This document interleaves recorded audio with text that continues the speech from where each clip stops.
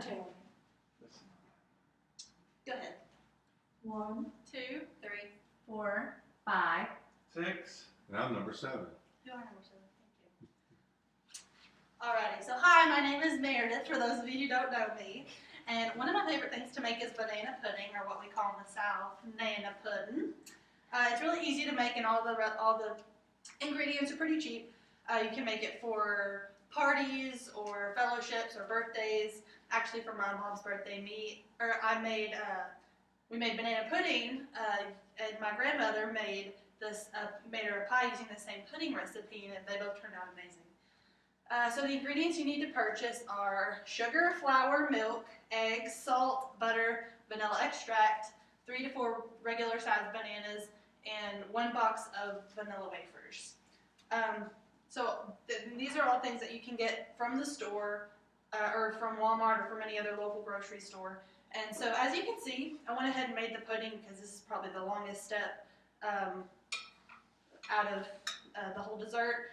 And so all you have to do is, in a glass bowl, you add 1 cup of sugar, 5 tablespoons of flour, 2 cups of milk, 3 egg yolks, and a dash of salt. And you can mix it either with a whisk or use like an electric beater. My grandmother uses a whisk, and so I want to be like her, so I use a whisk as well.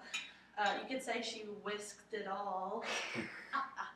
Anyway, so after it's mixed really well, you're going to put it in the microwave for 3 minutes and then mix it. It's going to be really soupy, so you want to put it in for another 2 minutes or until it thickens up into like a pudding mixture.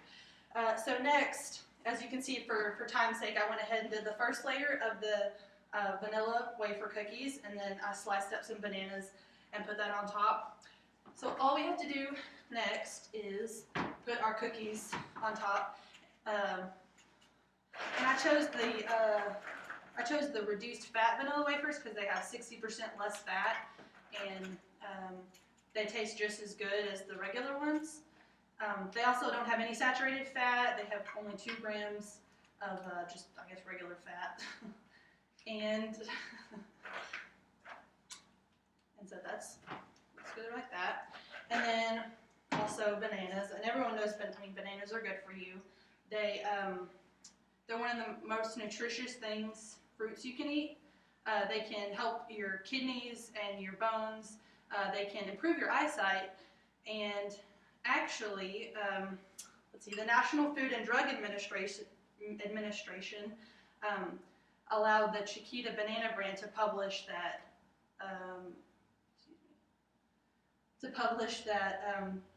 eating a banana daily can significantly reduce elevated blood pressure, and it can also reduce your risk of having a stroke.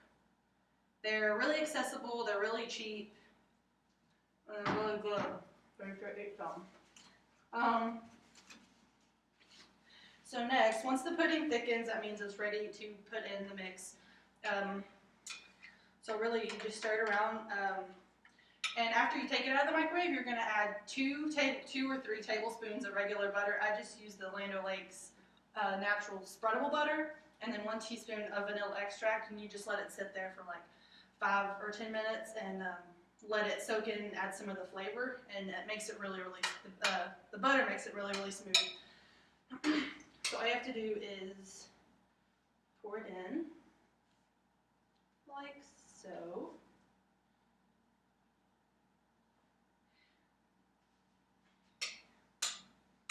Add a little bit here and there. One note to make when you're making the pudding is to make sure you mix it really well, because the eggs can tend to like puff up into the pudding, and you don't want whole egg in your pudding. And then all you have to do is kind of mix it around. It's really best served when it's warm because it soaks into the cookies and the bananas, and it just does something to the flavor of it. So once you do that, you can let it settle for like 5 to 10 minutes, and then serve it. You can refrigerate it after serving, which we really don't do in my house because we eat it all. But I wouldn't recommend freezing it because it might, you don't know what the milk and the egg's going to do, like how it's going to react when it thaws out. So in conclusion, we talked about all the ingredients needed to make banana pudding, how to make the special homemade recipe of banana pudding, and also the great health benefits that come from eating this dessert. It's a great and affordable dessert to make, and I'd like to thank everyone for being such a wonderful audience. And if you have any questions, now would be the time to ask. Yes, number 3. You mentioned that the pudding part could be used in a pie. What kind of pie would be best? Coconut pie. That's the pie my grandmother made. You can also use it in chocolate pie. You just, I guess instead of, which you can put vanilla in everything, in anything really, but to put cocoa, the powder mix, and you can put that in there and make chocolate pudding instead. Yes? Can you just use the instant vanilla pudding mix that you get in a store? Yeah, but it's not as fun as making it the old-fashioned way.